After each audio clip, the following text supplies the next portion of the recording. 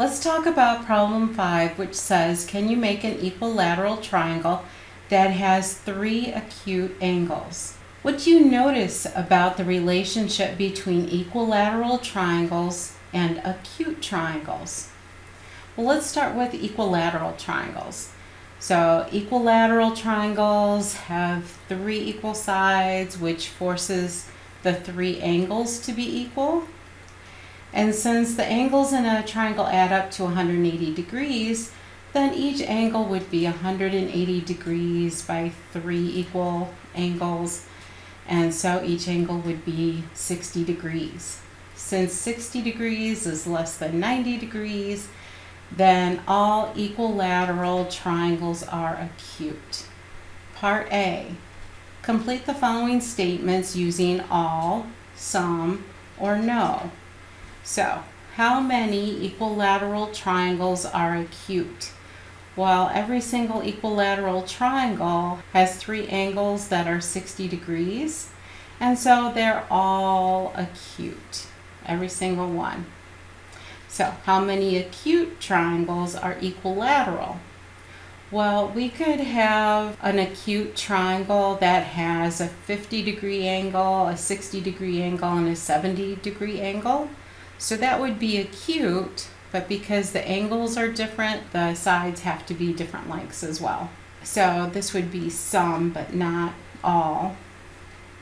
In the case of equilateral triangles and acute triangles, we know that 1, all equilateral triangles are acute, and 2, only some acute triangles are equilateral. Therefore, we can say that the set of equilateral triangles is a subset of the set of acute triangles. And we show this type of relationship by placing one region inside the other region in a Venn diagram.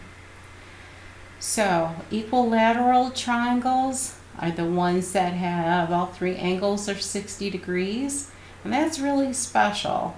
So that's more special than saying that we have an acute triangle, because there's other acute triangles that are not equilateral.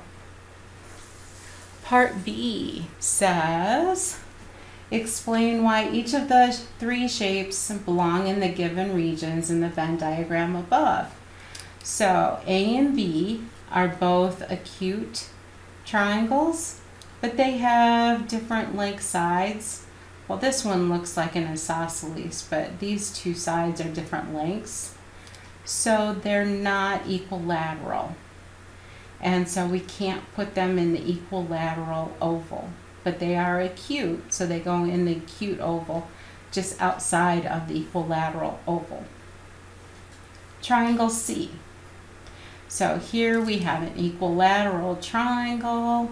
All 3 sides are the same length, and so it goes inside the equilateral oval.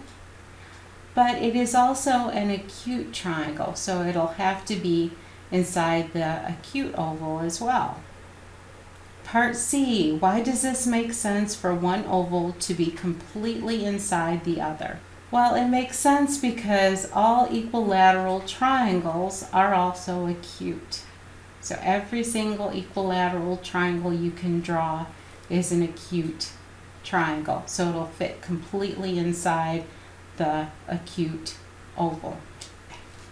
The next part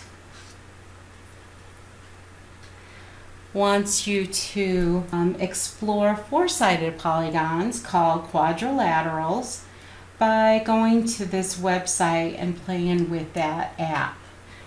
So it's very similar to the one that we used with triangles. So go ahead, play with it, take a look at it, and then watch the next video.